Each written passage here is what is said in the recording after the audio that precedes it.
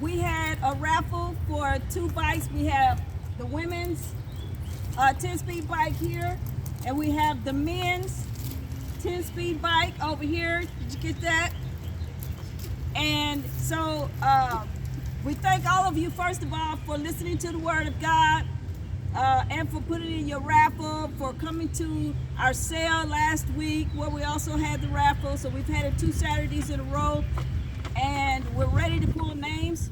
And so Anaya is going to pull the name for the first bike, which is going to be the women's bike, and Asa here will pull the name for the men's bike.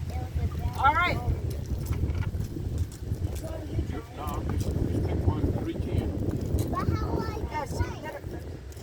There you go. Just pick that one.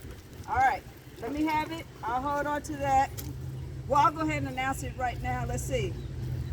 Martin. It just has a first name with the phone number. Martin, you are the winner of the orange women's bike. All right. Woo! All right, now we will have, let's step over here to the men's bike. All right. Go ahead and pull for the men's bike. You don't want to be in this one? Wait a minute. You got it? All right. You want to read it to them?